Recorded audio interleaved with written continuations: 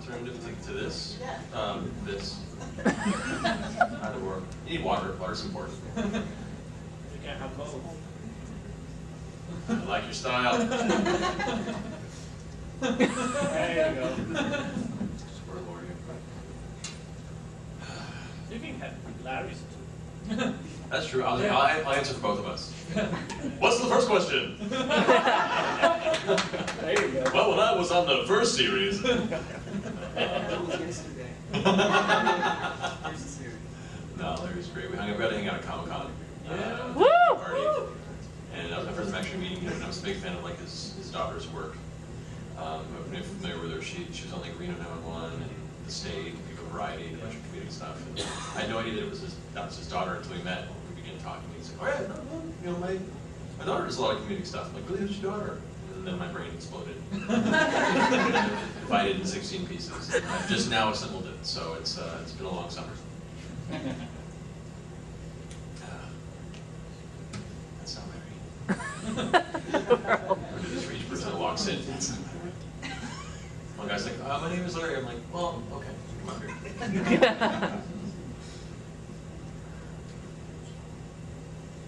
So how's everyone feeling? You awake? Yeah. Good on you. Start jittering and disintegrating halfway through the panel. Help him. We got bigger. That's what she said.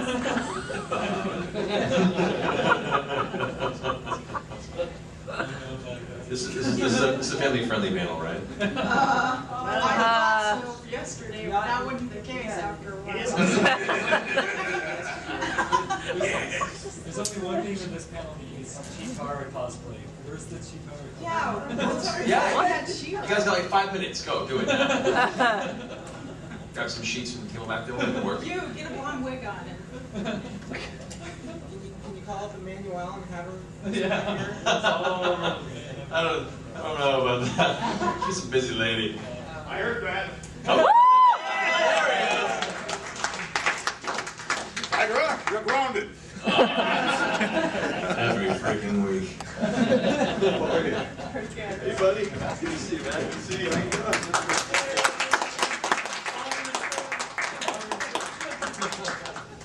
You know, unfortunately, we don't get to work together. I know. Whenever I come out and do my stuff, I guess they're fumigating or something. Nobody's in there. Good to see you. You too, man. Sorry for the cough drop, but I've been talking to a lot of people. Apparently. Okay, Pardon me being late. That's all good. You're a rock star. Yeah, right. Fashionably late. That's straight. Now we're done. Now I'll be on every episode.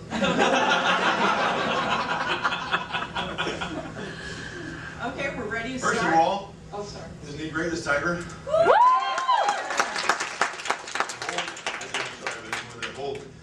I call them kids. These kids are doing such a fantastic job. I mean, I love them. It's humbling, especially as a person that grew up such a fan of the original ThunderCats. Like to even be able to say I'm on the same project with you, but then having to hang out with you at Comic-Con and this event and stuff like that. Hopefully, more coming up. I think will be. I hope so. It's a childhood dream come true. Like, just stay alive. I don't think you have a choice. They'll hook you up to machines, and tubes, and keep you going as long as they can.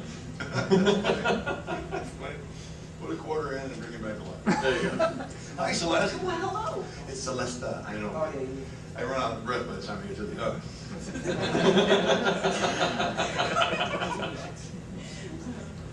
Okay, we're ready to start. Anybody have cell phones on? Please turn them off or go to vibrate.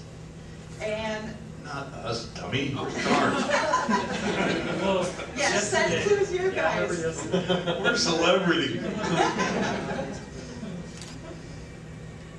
And we're going to start out with closed questions for the panel. And I'll be able to give you open audience questions near the end. And go from there. All right. Ready? Yeah. Okay.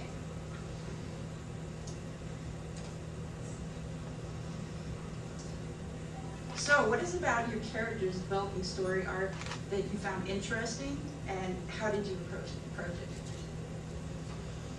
Well, When I first read for Tygra, they had a very, very brief breakdown for the character, just saying, he's a little arrogant and a perfectionist. Well, like I said, I was like, okay, I'll give a hint to that. And then when they sent me the first script, I was like, wow, he's a dick. But it was interesting too, because the original series, I really liked Tygra, but it was a very different personality. And so seeing the change they made, for me, it's hard for me to even, I think it was two different characters, definitely. But I really enjoyed what they did with it because it gave me more room to work and have fun and really hyped up the dynamic between him and Lionel. And so the more they developed the arc and it even progresses through the series from what's aired so far, it made him a lot more fun and a lot more interesting to play than I thought he would be when I originally began the series. And so I'm excited whenever each script comes because it's like, ooh, how twisted is this relationship gonna get this time? Well, it's interesting because Peter Newman, who was Lionel on the original series, and I have very similar voices. And that was before we knew they were brothers, too. That was a shock, by the way. When I found out they said you're playing Claudus, who is the father of Lionel and Tygra. I went, I want to see that family tree, There's some interspecies thing going on there because, one's a tiger, one's a... Yeah, you know what I mean. Anyway, let's not get into that. But Peter and I have very similar voices, and so we had to, kind of between the two of us, you go high, I go low, almost, like you're plotting a football play or something. But fortunately, Lionel at the time, at the beginning of the original, was younger. And what made me think of that was, Matthew, when you said how cocky Tygra was. Lionel at the time was the opposite because he was still a little in awe of having to lead the whole group, and he did not feel terribly confident. So I could make him a little more, I don't know, start if I can do this, And then later he became, I can do this, no problem. But that's how we kind of developed originally. Just basically our first goal was to make the two voices sound disparate enough that when you heard one and didn't see who was talking, you would know which one it was. Now, in King Claudus, what was the approach that you had on that? Well, it's been very easy. I've gotten older, my voice has gotten more gravelly. So, when I try to do Lionel, now he's Claudus, Seriously, because this is very gravelly because I've been doing interviews, and you know what that's like at the Comic-Cons. Oh, jeez, yeah. I love this one because it's smaller and confined to just, people, fans of a certain genre. More personal, harder to get grabbed. Great, you have more time to talk to the fans. I missed what you said. Oh, it's for the best. Can I go stepping on somebody's line here? But as you know, like Comic-Con is amazing. I had never been to one until this year. But I'm going to try to figure out how to say this so it doesn't sound like we had to work too hard. But you do, when you do the press interviews, they put you in a room like this, and I'll never forget the first time Warner Brothers asked me in San Francisco, they asked me to do a panel of some interviews. I said, fine, so I came in a room like this one, and there were lots of people in the room, but I didn't realize they were all there, with cameras, film crews. So I did about 5. You go to one, you go to the next one, they ask you the same questions, next one, same questions. And I got to the end over here, and I said, thank you all, and Winston Cito from Warner Brothers said, oh, Blair, we go all the way around the room. So I forget what the original question was, but don't get old, it's a bitch. but people expect less of you. There's less pressure on you. They say, well, Larry is dumb. He might forget things, don't worry about it. But there are good things about that. I mean, you're always meeting new friends. You can hide your own Easter eggs. And I forget the rest of them. But doing Claudus, I was serious to some extent in that Lionel was my voice, basically, as Tygra is Matthew's voice. Now, of course, when I'm sitting here just talking to you, I would say, you know, sort of omens, come to my hand, I lie as commanded. When you're acting, it's sort of omens, come to my hand, you know, it's dramatic. But basically, Lion-O is my voice, as Tygra is Matthew's voice. And now Claudus is my voice, and my natural voice has aged. So it's not really acting. Anybody can do it, but they don't know that. They do now. Well, I'm dead anyway, so what's up? Okay, working with that, Matthew, have you had any negative responses from fans about Tygra? Before the series began, everyone was like, his outfit's different, and he's now, you know, Lino's brother, and he has a gun. What? You've ruined the character. Like, you haven't watched it yet. And I'm just doing his voice. I can't change that. I'm sorry. Like, I actually got like people writing up my website and sending me fan mail. I'm sorry to bother you, sir, but what have you done? You know, that kind of thing. And I just kept saying, like, hang on, like, give it a chance. I know, like, when I first read, you know, saw the original designs, as a fan of the show as a kid, I was like, am I going to be part of ruining my childhood? But thankfully, the show ended up being amazing, and just it gets better and better with each episode. So, like, every time I get that little bit of, you know, how do you feel destroying my childhood? I'm like, it's not. Give it a shot. Like, well, I haven't actually watched the show yet. I'm like, well, there's your problem. So now that they have. Now that they have, it's been overwhelmingly positive. Yeah, I've got a lot of people sending our. Oh. Go tell your friends to watch it. It must go on. You know, I remember hearing, first hearing that they were doing the new series. You know, for a couple of years, Warner Brothers talked about feature film. And then all of a sudden, my agent called and said they're doing a series and they'd like you to be involved in it. And I remember thinking, after I said, first show me the scripts, I want to see the characters, I'm not going to do anything that's going to, the original fans are going to say, this sucks. I don't want to be a part of it. And I immediately became clear after talking to Jim and the guys at Warner Brothers, because they all grew up big fans of ThunderCats. All the writers, the directors, I don't know about the animators, but I'm sure they did. But I remember thinking, I'm glad I'm not, you know, I've been there with this series, so I know what it's like. But for you guys, I was thinking, it's got to be tough because you're stepping in, you know, what you just talked about. Big shoot. And you know there are lots of people like this out there thinking, all right, let's see what you got. You know, and that's got to be pressure. We didn't have that, of course, because we came out of the blue. And everybody says, well, he's the perfect Lion. Yeah, he's the perfect Lion. Well, now there's a standard. Yeah. You know. Yeah. But you certainly met it, and I think surpassed it. Oh, I appreciate that. I just think recall we went in to record the first episode. Will Friedle, is the voice of Lino in the new series, walks over and we all chat for a little bit. He's like, so how many episodes are going to come out before the fans come and kill me, do you think? I said, I don't know. Depends on how well you do in the booth today, buddy.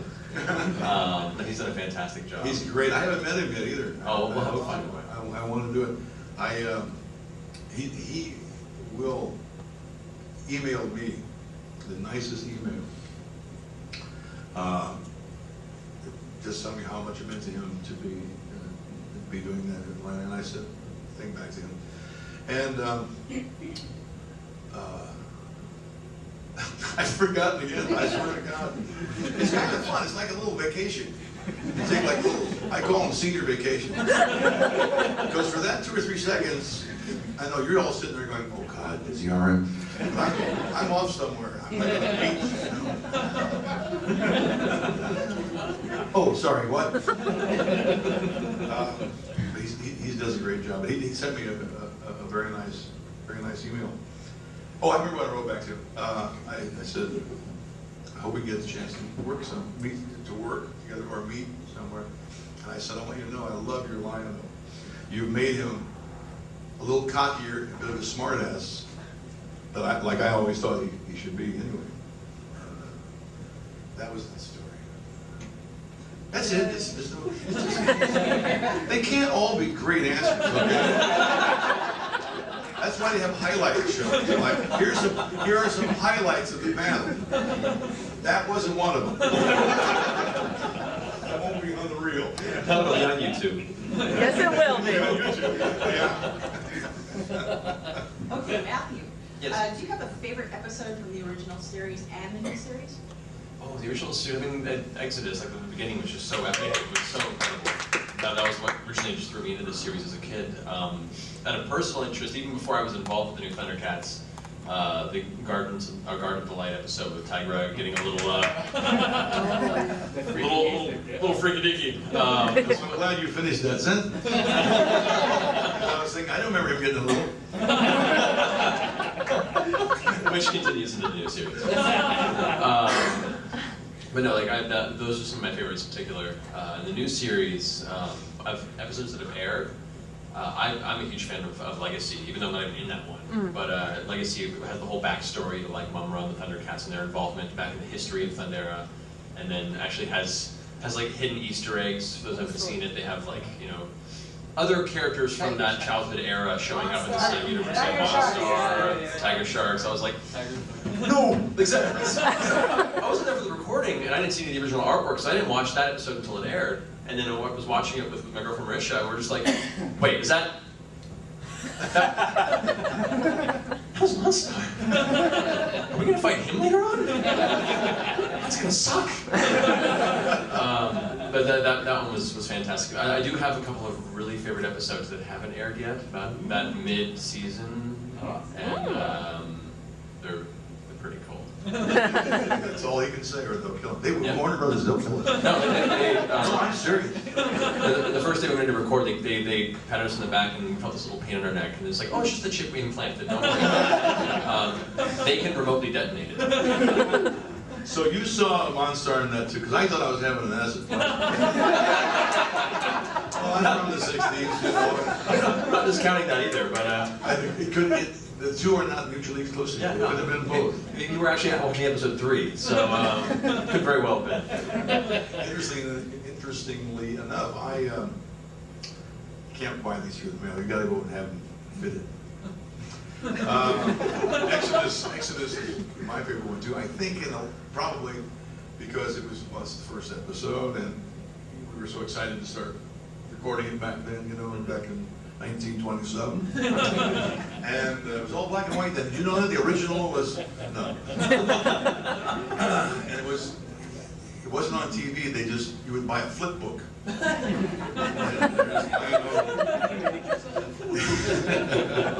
yeah, Exodus is, I think, is my favorite too. Interesting because I don't think I could ever have a favorite episode that I wasn't in. That's just my ego, I guess. That's good to know. Okay, Matthew, if you were doing this, what other field would you be working in? Oh, street performer?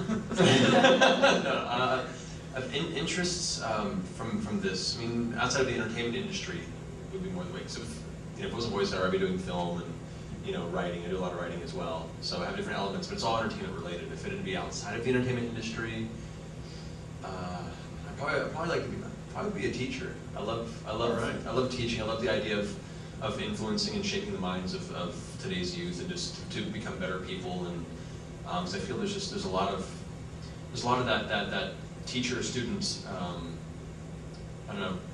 That's going to sound awful. So intimacy, not the way you think, but like, but I feel there's this disconnect between the way teachers and students interact these days, and I would like to try and bring a little bit more of that back to the classroom. And, yeah. Well, teachers are the true superheroes. Yeah.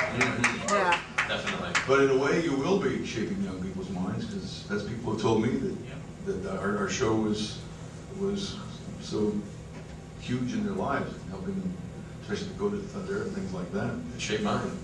Yeah. Are you going to ask me the same question? Ask it the same way, because I have a funny answer. That's great. I guess that's a kick out of myself. So if you were working in this field, what would you be doing? Working in a field. Picking strawberries. It's funny. I'm proud of myself. I'm right there. Next SuperCon, I'm right there. I'm telling Margaret, ask me mine. I'll be done. I have no idea, but I started in radio when I was 15 years old, as a disc jockey, and did little funny voices and characters on my show and stuff. And I was class clown, believe it or not. So I've always kind of had the need to entertain people, and the need, look at me, how funny am I? In fact, I often think back, I wish I had a nickel.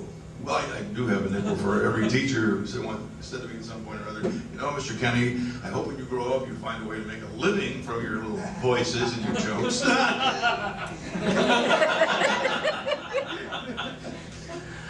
I did. But you are, through this show, shaping young minds. And there's more money than the teaching. It depends. Depends on if the show continues. Oh, it will. It will. I hope so. It better. It's so fantastic. Yes. Yeah. It's all up to you guys, Or I'll cancel Cartoon Network. That's right. We can threaten them. That always works, right? We have the weapons. We have Mumra. Now, in recording your voices, it's like, how difficult is it to lip flap, sync? Lip flap. I like that. Versus Lip flap. straight recording from the for radio. Well, I began my voiceover career in Japanese animation, Woo! so I have a lot of experience with I love lip flap anime. before this. Thank you, Zuhato. I will say it's much more difficult and technical to follow lip flap, which we do for ADR on episodes when they come back in animation and there have been changes made to the script, or maybe to do additional lines that were added in hindsight. And because it's layering, both focusing on the performance and the character's drive and that moment and everything, and then layering on top of that very, very technical aspect of matching timing and beats and the way the mouth is moving. So it's more difficult. I find it personally a lot more freeing to doing original prelay animation, where it's all based off your performance. You can have the flexibility to deliver it however you feel it's meant to be delivered, and it just feels more pure, more interesting. So I like both processes, but following lip flap is definitely much more technical and not quite as freeing. I laugh because I had never heard the expression lip flap before. No, I'm serious. Lip sync, we call it. Yeah. Is that a new expression, lip flap? It can be. There are Okay. multiple expressions. I thought I laughed because I thought that how cute it was, and you meant lip sync, but you said lip flapping. No, it was like lip flap / sync. Yeah, okay, good. Or it was for both of you. I wasn't sure if you also had to We did, deal with that. well, very rarely did we what we called lip syncing then, post. We always record, as with most animation, I assume it's still the same. You guys do the voices first and then they animate the voices. Yes. Yeah, of course. It's very difficult the other way. Almost not impossible, but it's so time consuming. You record the voices first and the animators animate to the voice. If you do it the other way around, if it's already animated, first of all, you lose the, like you alluded to you lose the ability to, if you have to, if your vocal acting has to match however they decided to animate it in terms of, your gestures and things, it's very limiting for you. But when you do the acting part first, the amount of rage you have, or how quietly you're speaking, and whatever you're doing, then they can animate to those emotions. It's also we always work together. You guys all work together? Yeah. People have asked me that, because when I come out, unfortunately, I work alone. I didn't get a chance to meet you guys, but I saw your microphones all lined up the way ours. Yeah.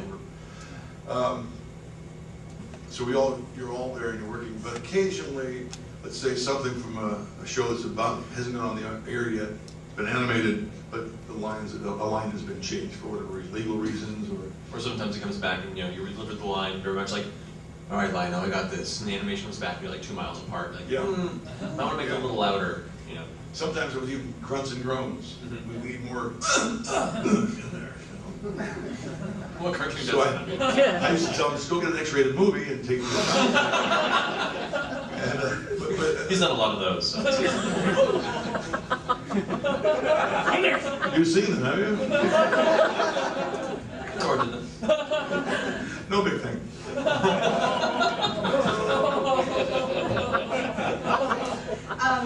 Matthew, I heard that you like writing. Do you have any interest in writing a book? Writing a book. I mean, I grew up reading a lot of fiction, a lot of like sci-fi and fantasy fiction. Isaac Asimov, Piers Anthony. I don't know if I have the writing style for full-on books per se. My interest is more towards screenwriting, writing for animation or writing for film. And I'm actually in the process right now of putting together a couple of spec scripts for the new ThunderCats. We'll see if they like them or not, but I'm as part of my writing interest, I would like to be part of that as well. I know Will Friedle, who does the voice of Lino, has actually co-written and written a few episodes. So it's kind of nice to have some cast interaction as well. Those of us who do have a writing disposition to be possibly given a chance to be part of the creative process. So. They wouldn't even let me write notes in the margins of my script.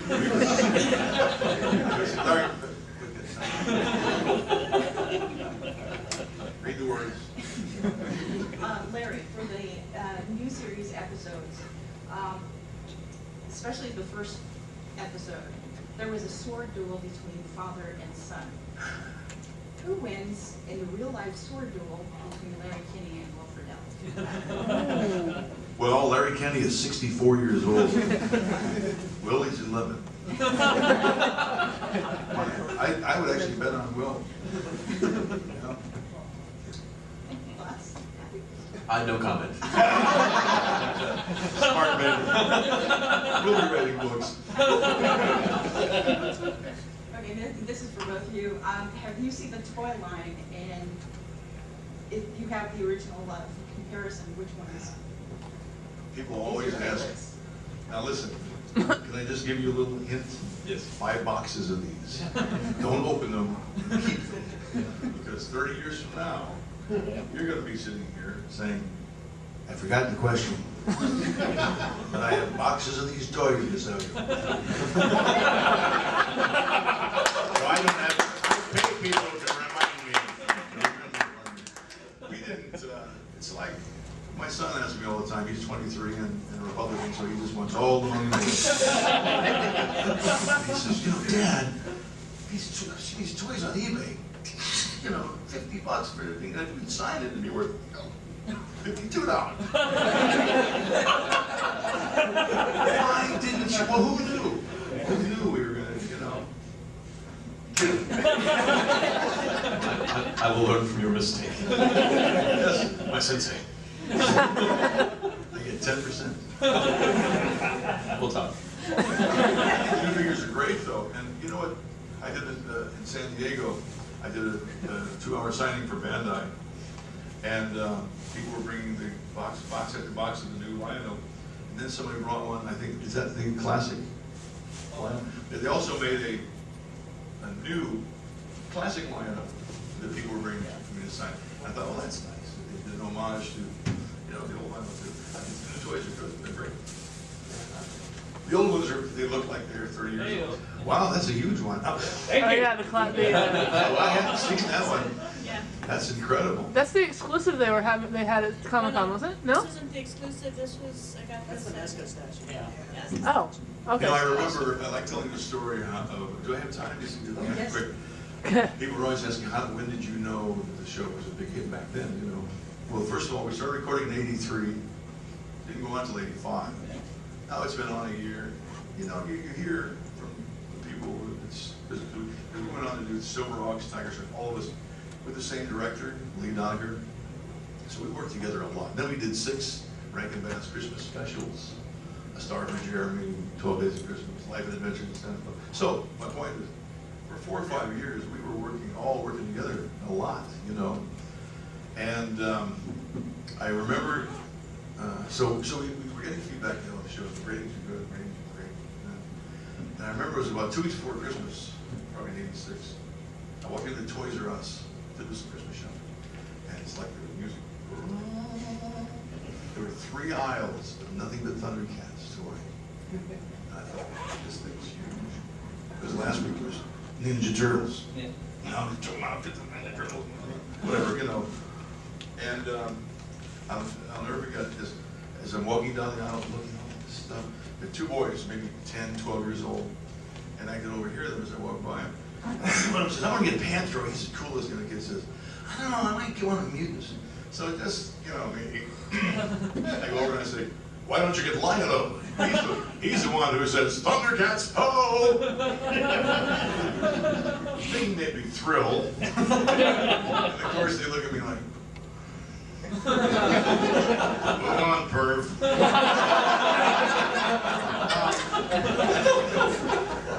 Now, as I'm walking away, I'm kind of chuckling myself, and I heard one say to the other, he didn't even sound like a lion.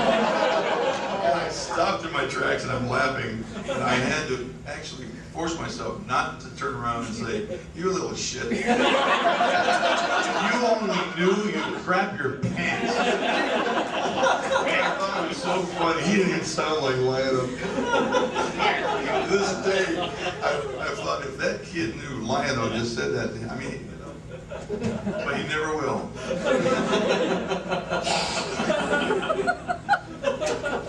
It's a great story. I hope it's true. I don't remember if it's actually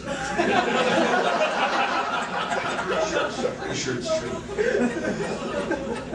You can't make that kind of stuff. Okay, this is the time we'll be opening questions for the audience, for the guests. My question is for Matthew. You said that you started in Japanese animation. How did you kind of get into that and then cross over to voiceover work here in the U.S.? Well, the voiceover animation was recorded in the U.S. for the Japanese animation when they brought it over to English.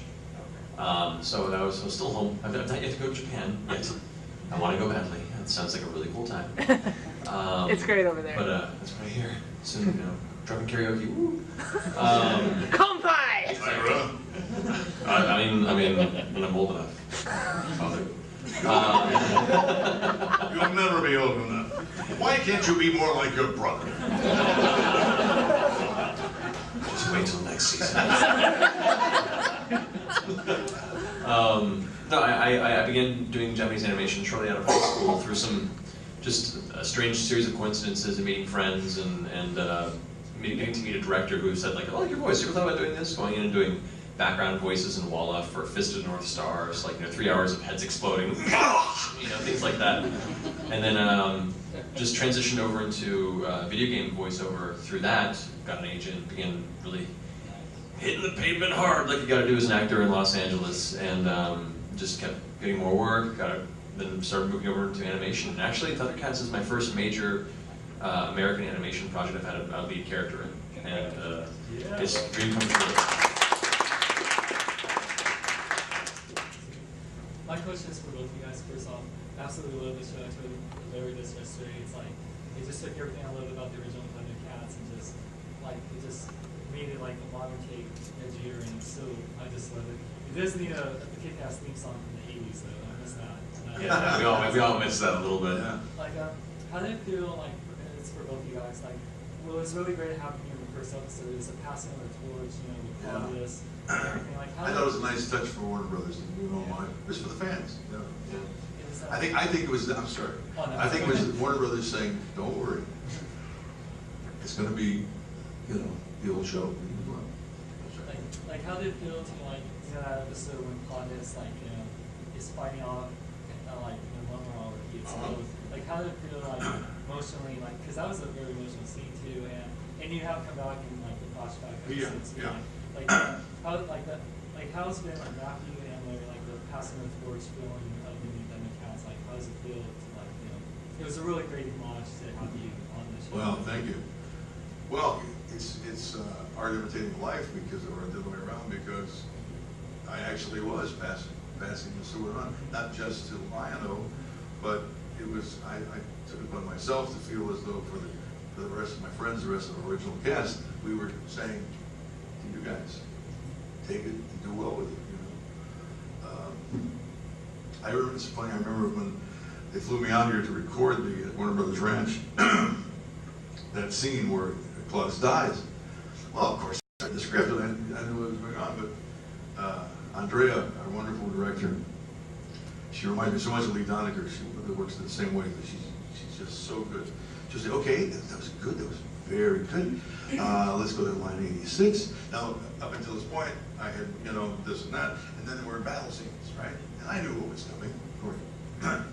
She says, now Larry, line 82, just, okay, a little stronger grunts. So now you're swinging thing. Okay, fine. Now, line 86, and I knew that was the line where it was over. And I could feel her, hear her kind of just, she was a little hesitant. She says, okay, now Larry, and she's in the other room. Okay, Larry, now in this one, you're stabbed in the back. And just to mess with her, I said, oh, okay, so I'm stabbed in the back, but I survived. And I see the engineer go, and poor Andrea, she's like,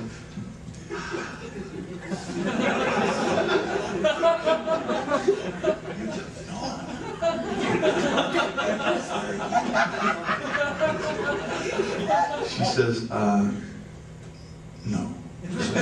Okay. Thank you.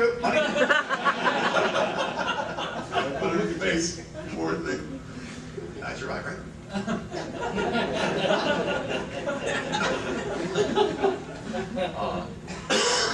From my perspective, well, as soon as I learned that I was going to be part of the project, I went to storage and dug out my old Tygra action figure that I'd forgotten that I had.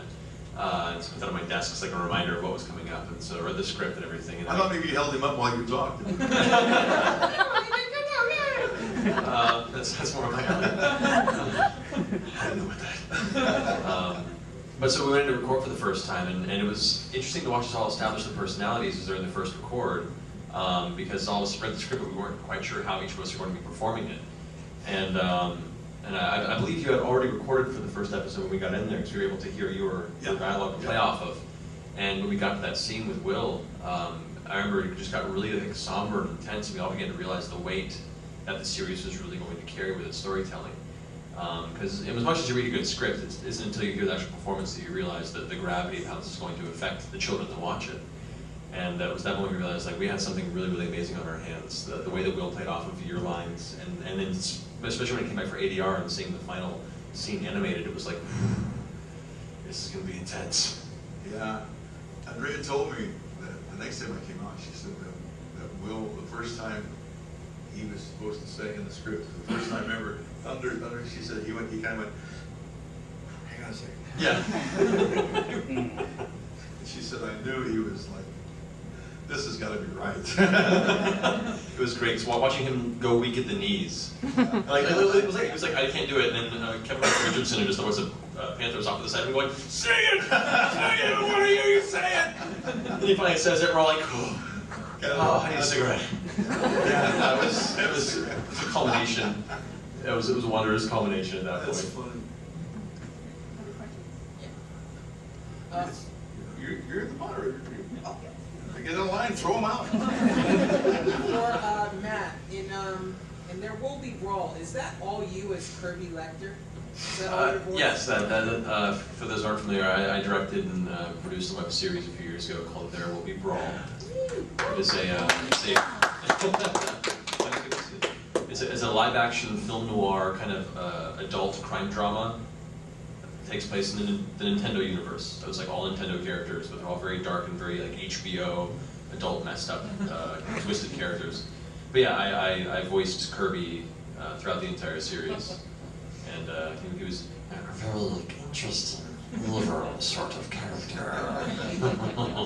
So yeah, cool. But see, there's some fans of the series in here. It makes me happy.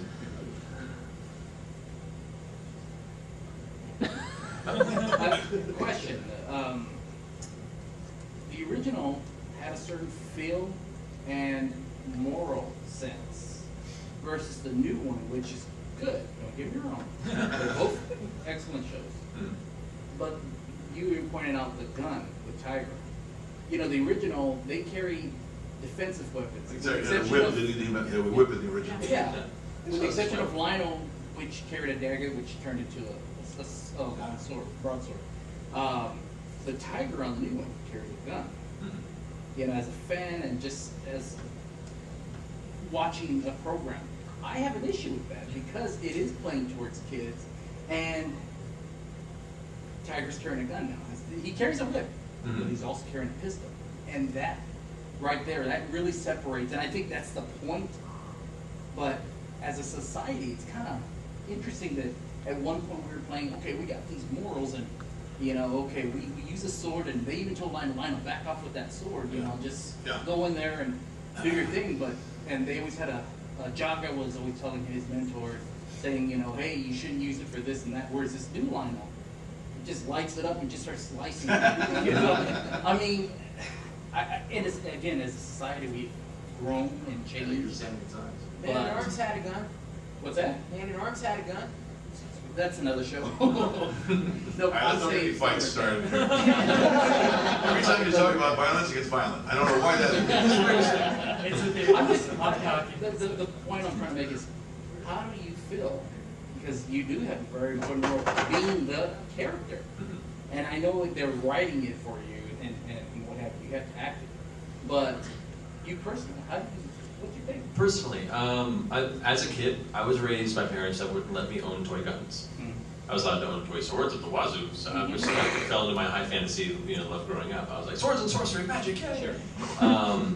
But I wasn't allowed to own a gun of any kind of toy sword. Even like water guns were like, well, it's bright orange and has a happy face on it, maybe. So at first when they showed me the art and the designs for the character and the new ideas, I was like, that's different. But also I think it plays an interesting aspect for the character. While everyone else has, for the most part, it's an energy pistol, and it doesn't actually its head explode or anything. But still, the symbol, I understand what you're saying. I think it's an interesting variation, the fact that Tygra, especially in the new series, is very different from the other ThunderCats. His personality is a little darker. He comes from a darker place, a place of rejection from both his, he feels rejected from his family and kind of been living in the shadow of his brother. And I think the pistol addition to him gave him this sort of, as a darker character, he's falling more towards the technological side anyway, that Mama represents. And that's kind of the ride that he's, the line that he's riding as a character. So I think symbolically, I don't think it's so much promoting the use of guns as a character more than it's showing that the tech pistol that he uses shows that he's leaning a little closer to that dark side, the bad guy's side, than the other characters. And so there is of course some concern, but also it's a sign of the times too. Exactly. I mean, if he was like, loading up a 6-shooter with like bullets and like, I'm gonna take out Mummer on the forehead, I'd be like, I don't know if I'm comfortable recording this. But also, the first few episodes were a bit pistol heavy, as Tygra was really happy to have this new gun. He's like, oh, this thing's cool, I'm gonna shoot everything in front. Now they're doing more of a pistol whip combination, almost like a Indiana Jones sort of Devil May Cry style of like stylized using the both, which is kind of cool. So, but yeah, that was a little bit of a concern at the beginning, but I think they're playing it in a way that's not too overtly, ThunderCats Extreme. Well, that was a great answer. I think you actually won this guy over. Really, we shall see. That was a great answer. My question's for Larry. During the original series, do you have any particular fond memories of Earl Hammond? Oh, yes. Earl Hammond, Mum Ra, rest his soul. Earl Hammond, rest his soul. Mum Ra, never living dead. The funniest thing is that Earl would become Mum Ra to the extent that He brought a costume. he actually brought it. No, that's what he dressed then. But you know how Mum Ra drools this green. When Earl did the thing, we would, people would be looking at, when's his next big ancient spirits of evil coming up? Oh, here, and people would start moving toward the side of the room. Because he would go, ancient spirit of evil, and he would start drooling, and he would wipe it, and he'd go, transform this became all. And the spit would fly. It's like a Gallagher concert with a splash zone. He never knew if he did it on purpose or it just happened. He would be literally transformed, and sometimes he would go, transform. Did I get you? He was wonderful, man. Funny guy. And Bob McFadden has passed. Snark. Larry, what have you done since Transformers that you particularly liked? I never did Transformers. I'm sorry. That's I know what you mean. Oh my. That I particularly liked. Well, I just love working and being in the business. We did Silverhawks, we did Tiger Sharks, we did Comic Strip, which was 2 hours every Saturday morning, 4 shows: Karate Cat, Street Frogs, and 2 other. We did 5 or 6 Rankin Bass Christmas specials. I think I mentioned that a little while ago. And I've been the voice of Count Chocula for over 30 years. My favorite cereal. Frightfully delicious cereal. Bob McFadden, by the way, was Frankenberry. Yeah. It's strawberry flavored marshmallows. And I've been selling the Cocoa Puffs bird for 32, 33 years. You know. Oh, here I want Cocoa for Cocoa Puffs. Thank you. And I've been an honor, just so lucky to do so many things. For 35 years, I was on the cast of Imus in the Morning, radio TV show. I was Best Week Ever. You remember Best Week Ever? VH1? It's the first week of February 2010, the best week ever! That was me. I use that voice now on Skittles commercials. I'm the guy that says, feel the rainbow, taste the rainbow. I keep busy, you know. I keep busy. You gotta eat. But my kids, the last of my children that I know of, well, I'm in show business, you know. You travel a lot. Yeah, that's the last of I have 3 children, 1 of each. My youngest son just graduated from NYU. My oldest daughter graduated from NYU. My middle daughter graduated from Oxford. Thank you, ThunderCats.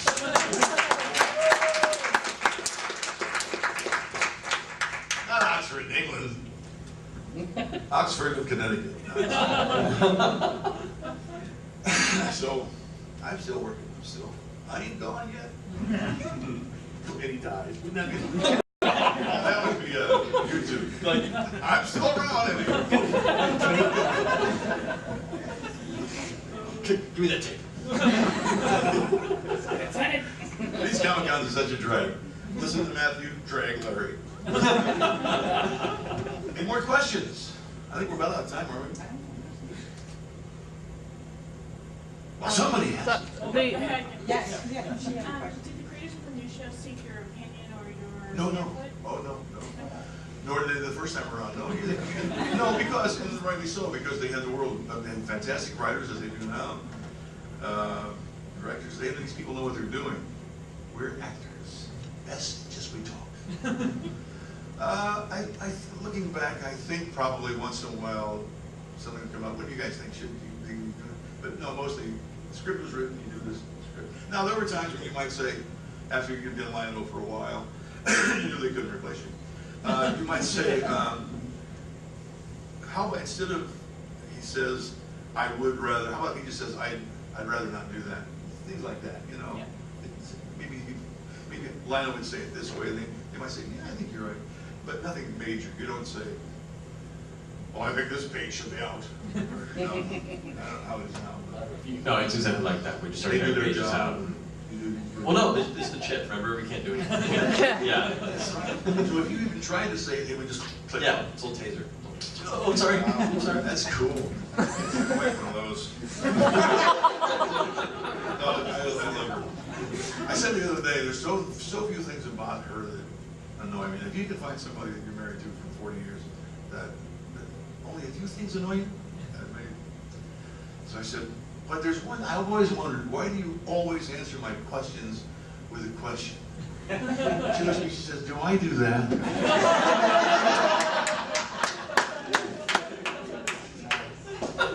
Okay, I think we're almost out of time. I have to get We're out of back. time, yes. Something else? No, we're good. So, Thank you. Thank you.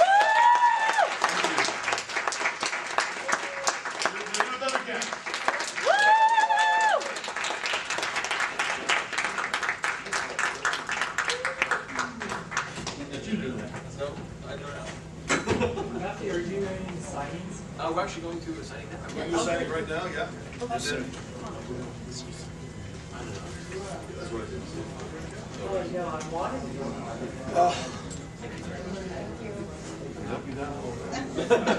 Love you guys, ThunderCats. Thank you, thank you. Where are we going for that? That's so good. That's a good time.